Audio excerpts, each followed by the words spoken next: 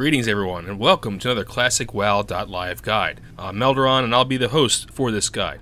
This is the Enhancement Shaman Endgame PvE guide, which was written by Light of Truth, with some additional information provided by Joey 2x. So thank you both for your information, and thank you so much for writing this guide. Light of Truth's written guide can be accessed on Classic WoW.live. A link to that post will be available in the description below. As with all my guides, timestamps will be available in a pinned comment below, and if you want to read the slides at your own pace, you can do so by clicking on the Google Slides link, which is either in that pinned comment or in the description. Alright, with that, let's get started. So as with most of my Shaman guides, I like to go through some class fantasy. What does it mean to be an Enhancement Shaman? So I'll read a piece of lore that I've written for this. Axes and maces are perhaps not the items most would synonymize with the spiritual leaders of Horde clans, the Shaman.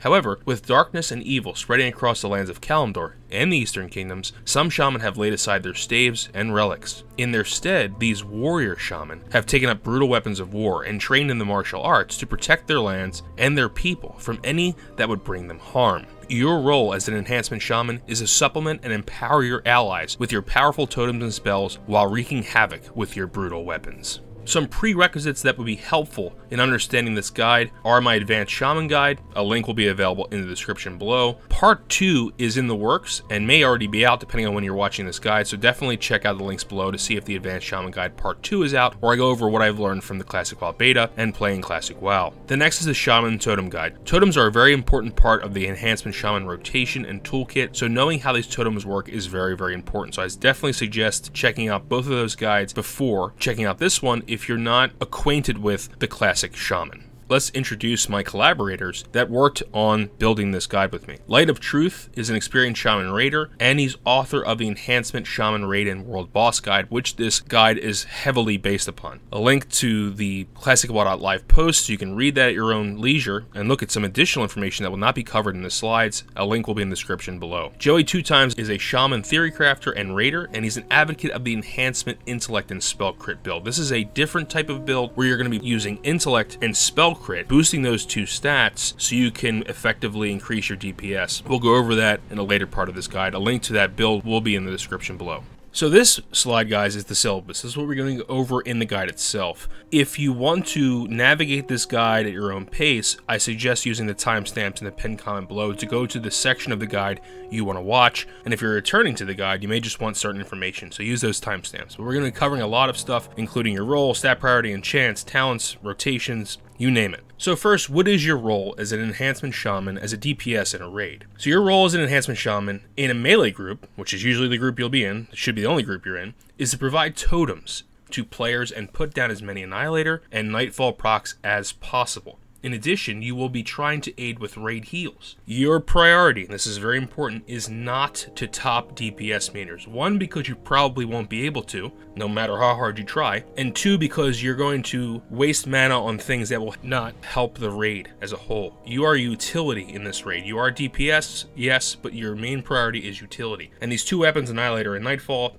you've probably heard of them before, but Annihilator has an amazing chance on hit, reducing an enemy's armor by 200. This is going to be huge and increase the DPS of the raid. And Nightfall, if you're wielding that, will increase the spell damage taken by the target by 15%. So these two procs, you may be one of those proccers. Now Hunters, of course, can do it better than us, but still, if you are that role, you're going to want to put energy and mana towards getting those procs out. And additionally, you're going to be providing Wind Fury Totem, Strength of Earth Totem, and if you're a Totem Twister, you're also going to be providing Grace of Air Totem. So we're going to go into all those things and how they work. Just know your role is a utility player in a raid. So let's go over the stat priority. I cannot stress more that it's very important that you get hit capped. Now orcs, of course, will have a much easier chance with this if they're wielding an axe because of their axe specialization. So you're going to want to get 9% hit. And after that, you're going to work on critical strike, because critical strike, of course, every time you crit, thanks to flurry, you'll increase your attack speed. Not only that increase your DPS, but it'll increase the amount of chances per unit time that you'll proc Nightfall or Annihilator if you are that procker. So it's very, very important. The more crit you have, the higher the flurry uptime, of course. And around 33% crit, theoretically, you could have 100% flurry uptime. The reason for this is because when Wind Fury procs, if you have Wind Fury weapon on your weapon, you're going to be using that, the additional attacks can also proc flurry. So if you have 33% crit, each of those attacks, all three of them, have a 33% chance to crit, of course. So that effectively, theoretically, could lead up to 100% crit potential. So that's why it's important to stack crit, especially up to 33%. After that, you can start, if you get to that point, which is very hard to do, 2, you can start worrying about things like strength or something like that. Or actually intellect in this case, because you want to have as much intellect as possible. So the stat priority for the 2 first builds we're going to be talking about is hit, followed by attack speed, which is hard to get, but there are some chance you can do. Finally, the critical strike and agility, intellect and MP5, and then stamina, and then strength. Strength, least most important stat. Stamina is going to be more important because, of course, the more stam, the more survivability you're going to have.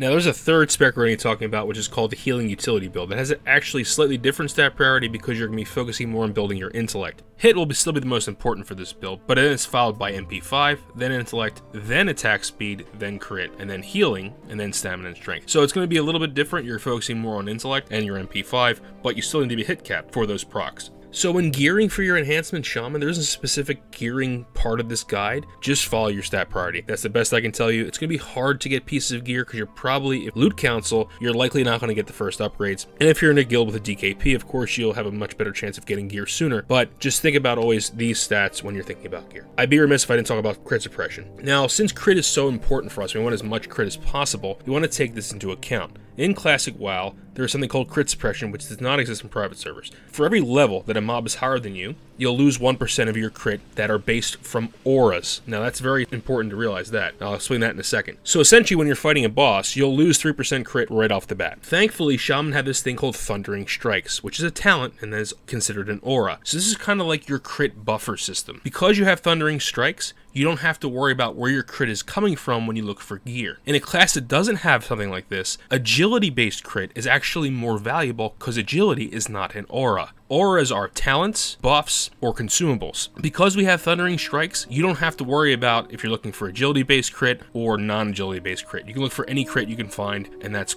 totally good. Second thing that's really important, Shamans have a great talent called Nature's Guidance, which gives you 3% hit right off the bat, making your quest to get to 9% hit that much easier. Now let's move into loot and loot priority. I talked about this already, but essentially just realize that if you play Enhancement Shaman, you need to understand that you will likely be the last person to get a main spec gear piece if you're rolling in a loot council system. But remember, your DPS is important because it's adding to the overall DPS of the raid, but your utility is why people want you to be there. It's more your totems and your healing potential that people want. If you're worried about getting pieces of gear, a DKP system-oriented guild may be better for you. Just realize that your proccing potential and your buff potential is what the raid will consider more paramount. Now let's go over the enchants. These will help you either increase your DPS or increase your ability to proc Annihilator and Nightfall. So for the head, you're looking for Arcanum of Rapidity, which gives you a 1% increase to attack speed. Remember, the more you attack, the more chances you have of proccing Flurry, and the more chance you have of proccing Nightfall and Annihilator. For your shoulders, you can look for the Zandalar Signet of Might, or the Chromatic Mantle of Dawn for +5 resistances, or Might of the Scourge. It really depends on the boss and phase you're going into, but these will usually increase your DPS. Phase 6, Might of the Scourge becomes available, and the Chromatic Mantle of Dawn is good for fights where you need resistances. For your cloak, easy one, you're going to get 3 agility. More agility equals more crit. For chest, is +4 to all stats. This is the best enchant you can get for your chest piece. For bracers, interestingly, you're going to go for the +4 MP5. MP5 is important because you can get some more heals out if you have mana regenerating, or placing your totems down. And having mana to totem twist is very important because totem twisting is actually a really good reason why you're going to be needed in the Horde raid. For your gloves, you're going to go either for 1% attack speed or +15 agility if you're not proccing. Remember, you want to take attack speed over agility unless you're not a procker. And if you're going for the healing utility build, you can go for the +16 healing to gloves. For legs, you're going to go for the Arcanum of Rapidity again to increase your attack speed by 1%. For boots, we're going to go for agility. And if you are the Nightfall procker, you're going to use the Iron Counterweight. That'll increase your attack speed by 3%. That's very important and is more important than something like Crusader, which is just going to increase your DPS. If you're using a two-hander and you're not the Nightfall procker, of course you're going to go with the Crusader or agility if you're crit starved. And if you're using the hybrid healing utility build, you're going to go for +22 intellect or the +55 healing. Now, if you are the Annihilator, Annihilator is a one-handed weapon, so you're going to be using a shield with it. And if you're using Annihilator, you're going to go for a Crusader or agility if you're crit starved. The Iron Counterweight is only for two-handed weapons. And for the shield, you're going to go for +7 stamina, or if you need the frost resistance in your Nax, you're going to go for +8 frost resistance. Now, there are a lot of consumables and buffs we can use. Let's go over the ones that are self-buffs. Number one is, of course, Wind Fury Weapon. You want to have this up all the time. Never let it fall off. There are a lot of interesting foods you can take. The grilled squid's the best for most builds, unless you're going with the healing utility build, because then you're going to go for knife and soup. But if you want the crit, go for grilled squid. Elixir of the Mongoose, of course, increases your agility. Juju Power are great as well. You're going to pop those when you can, increases the target strength by 30 for 30 minutes. Elixir of Giants is great as well to increase your strength, but the Juju Power actually is better, so if you have those, use those. Juju Might is also a good one, which increases your attack power by 40, but 30 strength. Remember, Shamans get 2 attack power for each point of strength, so Juju Power gives you 60 attack power. And the Gordok Green Rog increases stamina by 10 for 15 minutes. It's always good to have in case you need some extra survivability. Now, situationally, you may think Juju Flurry is actually the best, but you're rarely going to be able to attack for 20 seconds straight, because you're going to be laying down totems, you might need to do an off heal, so the Juju Power may be better in this circumstance. Again, Knife and Soup if you're primarily healing using the utility build. Now, there are some situational things like Faps, Juju Ember, and other resistance potions you may need for different resistances when you're raiding. Now for the raid-wide buff that you're going to get from either your fellow raiders or world buffs. Always make sure you have Mark of the Wild, Prayer of Spirit, Power Word Fortitude, Prayer of Shadow Protection, Arcane Intellect, and Battle Shout. All these will either increase your DPS or survivability, so definitely get those. And world buffs, of course, if you are looking to min-max and push out as much damage as possible, there are many world buffs you can get, and they're all listed on the right-hand side of the screen. Now for mana regeneration, these are things you're going to need to keep on you to restore your mana. Always have major mana potions on you, because totem twisting is very expensive mana-wise. You want to have as much mana regeneration as you possibly can. Now, major rejuvenation potion restores health and mana. It's less mana than the major mana potion, but if you need to help the healers out, popping one of these could put less stress on the healers. Restorative Potion is a good way to save mana and help healers out as well. You can, of course, remove poisons and diseases, but you can't remove magic and curses from yourself. So to put less pressure on the decursors, you might have some of these on you. The Enriched Mana Biscuit, of course, you can only use out of combat. It's a food, but it restores health and mana, and it's really handy to have in case you are wiping, to have this to eat it and restore your mana and health. Dark Runes and Demonic Runes, of course, are very important to have. They do restore mana at a cost of health, but you'll usually be healed back up when you pop it, and having these on you can make or break you having the mana to really get through the encounter. Now, it's very important to remember that potions share a cooldown, but consumables share a different cooldown. So you can use a potion and then a consumable right after, so you don't have to worry about those cooldowns overlapping. Let's go over the best professions you can take as an Enhancement Shaman. For leveling in an early endgame, herbalism and alchemy are the way to go. Having potions are very important to increasing your DPS. The more potions you have, the more flavorful potions you have, not only can you help yourself, but other raiders. And alchemy makes a lot of money. So when you get to that point where you feel like you've made enough money and you have all the potions you need stuffed in your bank, I would definitely recommend switching over to engineering. Engineering can increase your DPS and utility more than alchemy can when you have the money and stock to really buy potions if you need them or tap into your stock. Engineering items like Arcanite Drangling and Goblin Sapper Charge will increase your DPS. For secondary professions, I suggest to get all of them. All of them can help you in some way. Now, first aid is great because it's healing that doesn't require mana. Say you're or you want to save mana for totem twisting, and you can bandage yourself, you can get away from damage, definitely do that. Cooking, I mean, we already talked about some of the awesome foods we can buy, like knife and soup and grilled squid, but you can also make other things like Run-Tun, Super Surprise, and other foods that are really in high demand and really can make you some money. Fishing is also great for making some money. You can catch raw knifefin snapper for those knifefin soups, or other fish you might need, like stone scale eels, which make flaccid titans, which always go for a high amount. So fishing may be something, if you have the time, that could really benefit you and you might want to put some time into. Alright, now let's go over some talents. So there are two main talent options you're going to go for if you're going to optimize your DPS. The first one is called the Storm Strike / Nature Swiftness build. This is prior to you being hit capped. And the reason we're going to go with this build is because of Nature's Guidance, which will provide us an extra 3% hit. Very, very important. Now, you'll notice you have Storm Strike at the bottom. Storm Strike is great for PvP and other types of world scenarios, but remember, Storm Strike takes up a debuff slot. So you may not be able to use this ability when you're raiding. If you cannot use Storm Strike, pick up Nature's Swiftness, because this will allow you to instant cast a heal in case the tank is about to die, or another DPS is about to die, or maybe a healer is about to die. And you can even pump out some extra damage if you have the mana by pumping out an instant cast Chain Lightning. I would recommend going with Nature's Swiftness if you cannot use Storm Strike regularly. Very basic, but notice you're taking both enhancing totems and improved weapon totems. This is because you want to provide as much benefit as you possibly can to your other DPSers in the group. Now for the Elemental Devastation build. This is after you reach 9% hit, so you don't need Nature's Guidance from Restoration. You're not going to take Storm Strike in this build because you're going to sacrifice the damage by getting Elemental Devastation. This will allow you to fish for spell crits, which will increase your melee crit potential or chance by up to 9%. So this is really important. So the rotation is going to actually change if you go with this build. You're going to fish for crits with rank 1 Earth Shock. Rank 1 Earth Shock is the cheapest shock you can cast. And if it crits, you get an extra 9% melee crit, increasing your DPS, but more importantly, increasing your chance to proc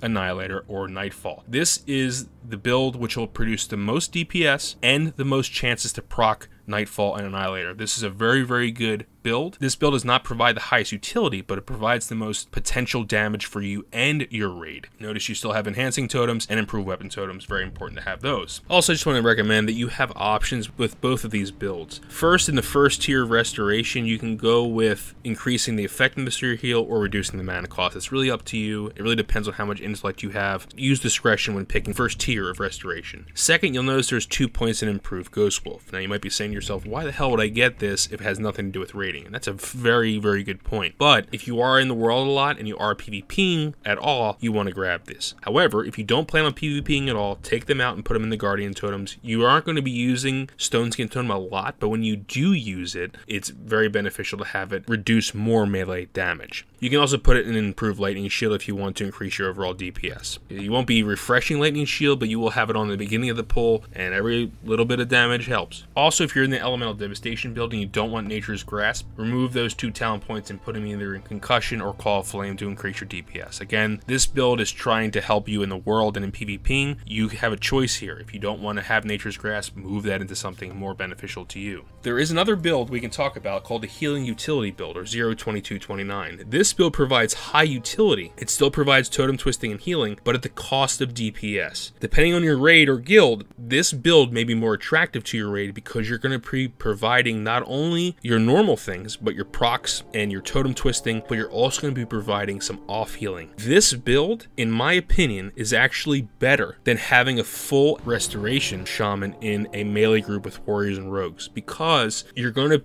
provide all those benefits to them, and you're going to totem twist, which a Resto Shaman has a really hard time doing because they're going to be focusing their mana costs on healing, and you're going to be able to help those Restoration Shaman and other healers by providing off healing. This, to me, is the most attractive build for a Shaman to use. However, you will not be putting out as much damage as your other Shaman, and if you like having some damage coming out, you may not like this build. But I can't stress enough the high utility that this build provides to your raid. And as with the other 2 builds, guys, remember, the first tier of Restoration, whether you go with reduced mana cost or in more impactful heals, entirely up to you, and those 2 points in Ghost Wolf can be moved into either Guardian Totems or secondarily improved Lightning Shield. Now let's go into race selection. When you're really trying to min-max and pull as much potential out of a spec or class as possible, race is actually important. Now, the top pick here is easily going to be Orc. Both Annihilator and Nightfall are axes. And if you are using axe, the improved axe skill ratio from Orcs is very, very good because it effectively removes some hit you have to get from your overall hit cap, allowing you to focus more on crit and on intellect. Orc will definitely be the top pick here.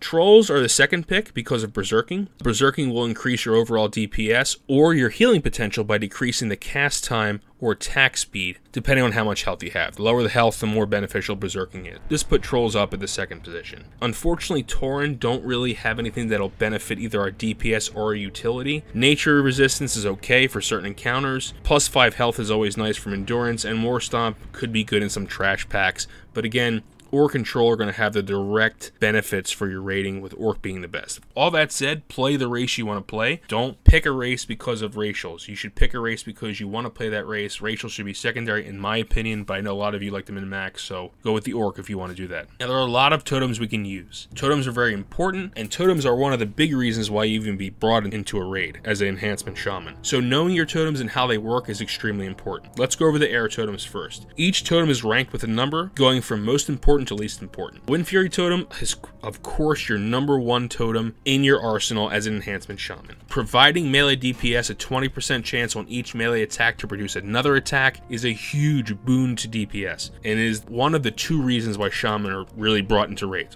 the other one being Mana Tide totem. So this is very important. Your #2 is going to be Grace of Air, which can roughly increase melee crit by up to 4%. Now this is huge, and you might be thinking to yourself, well, I wish I could provide both of these, and you can, and we'll go over that in a little bit, but Grace of Air is definitely 2. Number 3 is Nature Resist Totem. It's really situational, but only really used in AQ, so it's still pretty important for that phase. Tranquil Air Totem is something that you probably will not use very often unless you're in a melee group that does not have the tank in it, and you're not totem twisting and threat is an issue for some reason. But threat should not be an issue, and you should not be using this totem really, unless you're in a caster group, which you will not be because you're melee. Grounding Totem is super situational. It's mostly used in trash. You can use it in some boss mechanics, but it's going to nullify one damaging spell targeted to one of your raid members. It's possible you may use this once or twice. And Windwall Totem is completely worthless for raiding. Don't even consider using it. It reduces physical range damage, so it doesn't even help with spells. For your Earth Totems, the number 1, you're going to have this down pretty much 100% of the time, unless you're some other mechanic you're dealing with, is Strength of Earth. This increases strength by 77 at max rank. That is a lot of attack power for warriors. Not as much for rogues, but definitely for warriors. So this is very important to have. Stone Skin Totem is super situational. You shouldn't be using this totem. The melee group shouldn't be taking damage that consistently that you need to use this, but you may need to use it in some circumstances in some fights, so definitely keep this on your bars. Number 3 is Stoneclaw Totem. Again, this is really only used for trash. It could divert and taunt mobs that the tank isn't picking up for some reason. Number 4 is Tremor Totem. This is great because it removes a fear, charm, or sleep effect, but it's only used in fights where those mechanics actually occur. So you may use this once or twice, depending on the raid group. Again, this is something you want to have in your bars at all times. And the last but not least is Earthbind Totem. It's good for kiting loose trash. Again, very situational. Fire Totems are seen more of a luxury. They provide additional DPS boosts. They're all capable of critting and scale with spell power and things like Flame Buffet. So the first one, the most used one, is going to be Searing Totem. It provides a fire dot on a single target, good for boss fights if you have the mana for additional DPS. Fire Nova and Magma Totem are going to be used primarily for just clearing trash, as they're AoE fire damage totems, and Frost Resistance Totem may be used in Nax in Phase 6, so that's something you may want to change out, or you may want to actually drop depending on the phase. Finally, we have the Water Totems. Your number 1 slot's going to be Mana Spring Totem. This is required. You're going to have this down all the time. It's going to provide mana regen to you and your party. Your party won't care because they're all melee, consisting of warriors and rogues, but for you, it's going to allow you to keep totem twisting and keep doing your rotation. Now, Mana Tide Totem you will not have, but it's still the second most important, just in case there's another shaman in your group. This probably won't happen, but if another shaman is in your group, it's a full Resto Shaman, and that Resto Shaman drops Mana Tide, it's just great to have that mana regen. Number 3 is going to be Healing Stream Totem. You're probably not going to use this at all. If you want, you can pop it down for a little bit of AoE healing potential. Number 4 is Poison Cleansing. This is very important in certain fights in AQ, so this could be dropped and cleanse poisons off your party. Number 5 is Fire Resistance Totem. Again, you likely will only use this in certain fights in MC and Onyxia's Lair, so this is something you want to keep on your bars just in case. And number 6 is Disease Cleansing Totem. Unfortunately, most raid-wide debuffs are not diseases, so you will not be using this very often. So we've been talking about totems for a while. Let's talk about totem twisting. What actually is it? If you saw the Advanced Shaman Guide, you probably already know how this works, but for those of you who did not watch it, let's go over how it works. So the green arrow represents time, going from time 0 all the way to about 20-ish some seconds. And the white vertical lines represent 1 second intervals right above the arrows. Just keep that in mind. Now at time equals 0, you're going to drop Wind Fury Totem. Every totem causes a global cooldown to elapse, which is 1.5 seconds. So you're going to drop Wind Fury Totem, the global cooldown will elapse, and then you will immediately drop Grace of Air Totem. What you may not notice, because you have Wind Fury weapon on, but what your party will notice is that they'll still have the Wind Fury buff, and it'll be ticking down. And they will have the Grace of Air buff as well. So they will have the additional chance of getting an extra attack, and they will have that agility bonus, increasing their crit and or attack power depending on their class. So for a 10-second interval, your melee in your group will have the Wind Fury buff, and for an 8.5-second interval, they will also have that extra agility. As soon as that Wind Fury is about to drop off, you're going to replace it, replacing the Grace of Air, and put Wind Fury down, let that 1.5-second global cooldown elapse, and then put down Grace of Air again. And you're going to keep cycling, doing this over and over again for the entirety of the boss fight. So you not only provide Wind Fury, but you'll also provide Grace of Air. This is known as Totem Twisting. It is incredibly effective, and Enhancement Shaman are the best at doing this because they don't have to worry as much about healing. Resto Shaman are constantly casting Chain Heal, or whatever whatever heal they're putting out, not only is it mana intensive for them to do something like this as well, but it's also a lot of actions per minute, and they may not be able to do it and don't have the mana pool for it. So you as the Enhancement Shaman can really benefit a melee group more than a Resto Shaman ever could. That's why it's probably beneficial to place an Enhancement Shaman who knows how to Totem Twist and is also a Nightfall or Annihilator procer with the top melee DPS, because that will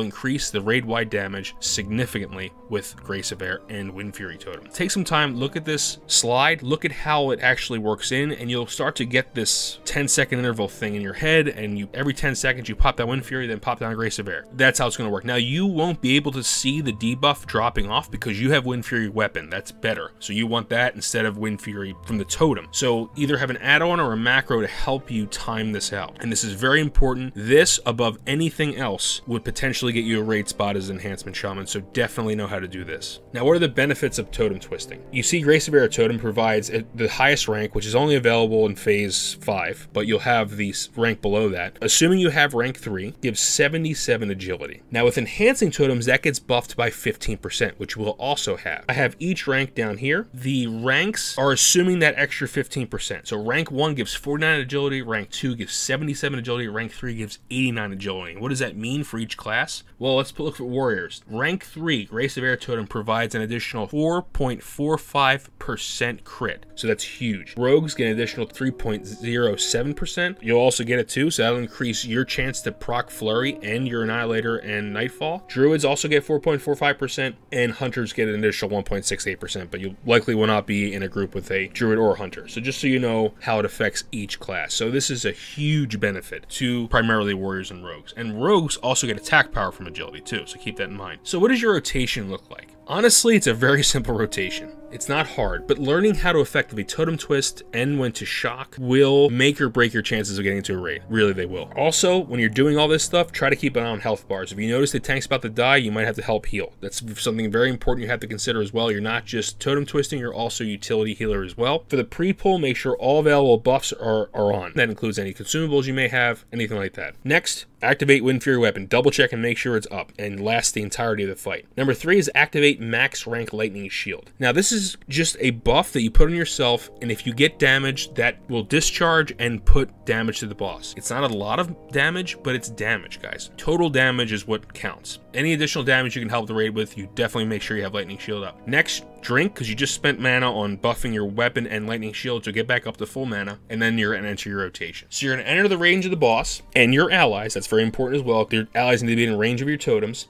and you're going to drop your totems. Make sure you drop Wind Fury Totem last, because that's going to start your Totem Twisting count. And then you're going to start white hitting the boss while your totems are on cooldown. Your 1.5 second global cooldown is elapsing, and immediately drop Grace of Air Totem down. If you're using the hit cap build, you're going to squeeze in a rank 1 Earth Shock, and this will activate Elemental Devastation if it crits. Now, alternatively, if you don't have Reverberation, so if you're using the pre-hit cap build, or if you're using the healing/utility build, you might want to throw in a heal here instead, because you won't have Elemental Devastation. Part 5, if you have Reverberation, you'll be able to squeeze another rank 1 Earth Shock before you have to refresh Wind Fury Totem. Again, if you're not that build, maybe throw out a heal, maybe throw out a shock if you can do it before the Wind Fury Totem comes back off cooldown. Do something in this phase. You don't have to, you can just keep white hitting and save your mana, but if you need to throw out a heal, go ahead and do that. And part 6, we cycle again. We drop Wind Fury Totem as the buff is expiring and repeat the rotation. Just make sure to heal when needed and replace totems if they fall off. If the boss fight lasts longer than 2 minutes, you're going to have to refresh Strength of Earth and Mana Spring. And if it lasts longer than 1 minute, you'll have to refresh Mana Spring. So just keep that in mind. Keep an eye on your totems. Always have a totem timer add-on and a buff reminder add-on so your Wind Fury weapon doesn't fall off. These are really important things to have as a Shaman Raider. Now, this is a very different build. This is the final build we're going to cover in the guide, and this is the build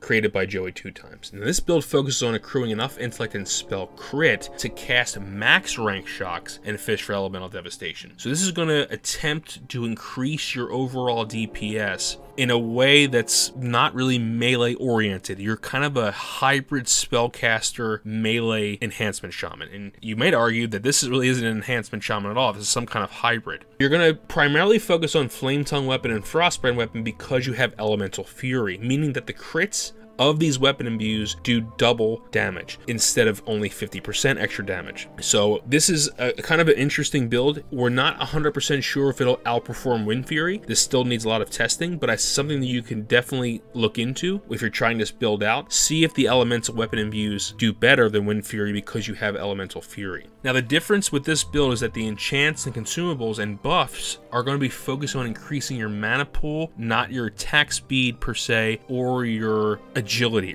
or melee crit. This is more of a spell crit build. So as an example here, Flask of Distilled Wisdom, that's something you're going to be using instead of a different flask or a different elixir. Now your stat priority of course is different because this is a different build. Your stat priority is going to be spell hit, then melee hit, followed by intellect and spell crit as equal. So this is a more of a caster type stat priority. Then you're going to move into melee crit, because melee crits are important because that'll effectively increase your DPS as well, because this, you're using your spell crits to enforce your melee crit. This is kind of what the build's idea is. And then you go into MP5 and spell power, agility, stamina, and strength. You'll need a sufficient mana pool to perform this rotation below, but you're going to max rank Flame Shock, begin white hitting, max rank Frost Shock while Flame Shock is still on cooldown, and you're going to benefit, if you're in phase 1 or phase 2, you're going to have mages giving Winter's Chill to increase the frost damage of other mages. Well, this will also increase your Frost Shock damage, so you can pretty much hitchhike off of that effect and increase your DPS. And then you're going to refresh Flame Shock when it comes off cooldown, and then just repeat.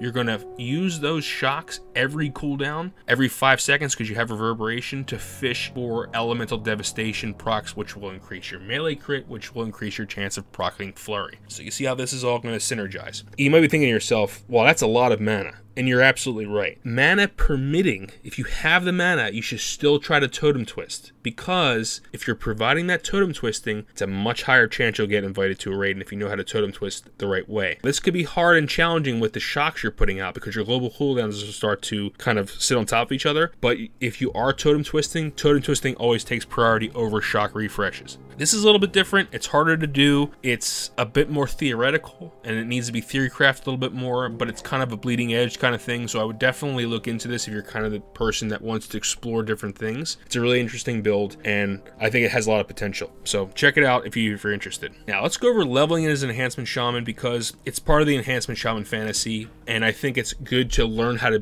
play Enhancement as you're leveling if you're going to go Enhancement endgame, especially for PvP. Leveling Enhancement is primarily the most common way to level a Shaman. There are some Shaman that swear by Elemental level 40, and that is very fast. I've shown that in some of my tests. But when leveling, just remember you can use a two-handed weapon or a one-handed weapon and shield. I always have both on me, and it's very important to have both. I usually, if I'm fighting mobs that are lower than my level, 1 or 2 levels lower, I always use a two-hander. If I'm fighting mobs that are at my level or above my level, I usually use a one-hander and shield unless they're kind of squishy. Having a shield as an Enhancement Shaman makes you feel very tanky and can really help your survivability and reduce mana cost. Think of yourself as a warrior almost. Always have a sword and board with you just in case. That said, two-handers provide a lot more burst potential, especially with Wind Fury weapons. So it really depends on your playstyle, but always be prepared for any situation. I usually recommend that when leveling a Shaman. Your stat priority is pretty easy. Agility is the most important thing. It's huge, okay? The more agility you have, the more crits you'll produce, the more flurry uptime you'll have. Having flurry up as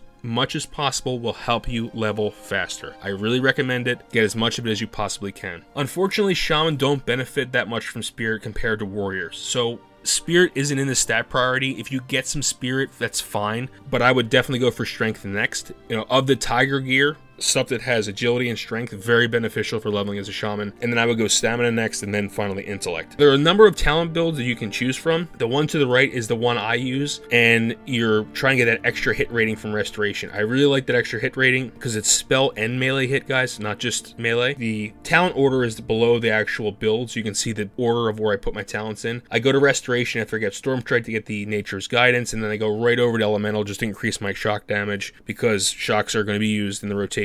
I primarily just throw totems down on white hit and just pray for procs, but I highly recommend using Lightning Shield because that has the highest damage per mana efficiency compared to shocks. And if you have the mana, then start using things like Flame Shock, especially if the fight's gonna be longer and the whole duration will go through, so definitely use that. There are 2 additional builds I'd like to go over. The first one, the one on the left, this forgoes the standard resto talents and looks for more damage from Elemental. Now you'll see this is the Elemental Devastation Synergy package. The biggest issue with this build is that you will not have a lot of spell crit, so you won't proc Elemental Devastation very regularly. You can try to just rank 1 spam Earth Shock, like we talked about in the raid rotation. However, I find that just the extra damage from shocks and fire totems really benefits you, and will maybe a little bit quicker than going the hit rating style. I usually go hit because I like having hit rating. This is definitely another one you can go. Then there's even a deeper hybrid build, which you don't even get Storm Strike, and this is built for more one-hand shield approach people who really like to level that way, and you're going to be having a very similar build, but you're not going to be having Storm Strike, and when you have a fast dagger, you really don't need Storm Strike. Now, Storm Strike's benefit of increasing the damage of your next 2 nature spells is nice, but now you have Elemental Fury, so your fire totems can crit for more, your Flametongue weapon, if you use Flametongue weapon, can crit for more, so this is more of a mixed hybrid approach, and this is really good as well. So I would go into this if you like the more hybrid nature of leveling as an Enhancement Shaman.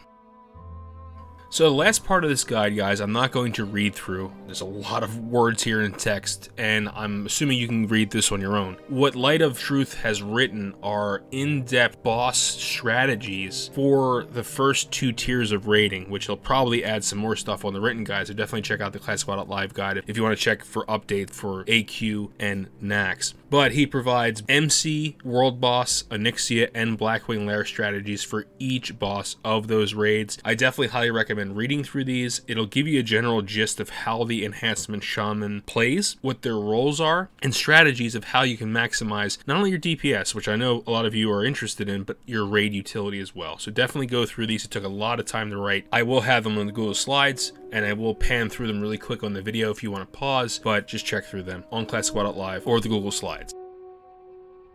Guys, that about does it. We went through the entire Enhancement Shaman endgame PvE guide. I want to thank both Light of Truth and Joey 2times for providing information for this guide, feedback, and the time commitment they put into creating these builds and guides. If you like this type of content, don't forget to leave a like below. And if you want to see more Defcamp Melderon TV guides and other types of content, consider subscribing. There are many more Shaman guides in the work, and they may be already out depending on when you're watching this video, so definitely check out links in the description for other Shaman content. We also do a podcast called DefTalk, which is available on SoundCloud, Google Play, Stitcher, Spotify, and iTunes. And we also do a regular podcast called Good Morning Azeroth with Cargos and Dunedain, which is also listenable on those platforms. Defcamp regularly streams at twitch.tv/Defcamp, and you can join the Defcamp Melderon TV community on Discord or Twitter. Links are in the description below. This guide, along with many, many others created by people just like you in the Classic WoW community, are available for viewing and watching on Classic WoW Live, a source for tools, a source for the forums, and community-based content for Classic WoW. Definitely check us out on Classic WoW Live. Last but not least, thank you patrons for making videos like this possible and increasing the quality of our content and providing us feedback on how to improve our channel. Also, thank you Stream Team, regular contributors to Defcamp streams. Thank you all so much for your contributions and for your support. Well guys, thanks for watching. Hope you enjoyed. Stay tuned for the next Shaman guide. Keep on keybinding and grinding, and I hope to see you in Classic Azeroth. Greetings adventurers, Melderon here. Thank you all so much for watching this video. If you'd like to sport some official Defcamp Melderon t-shirts and hoodies, head on over to Brandon Media's Defcamp Melderon TV merchandise website. The link is in the description below.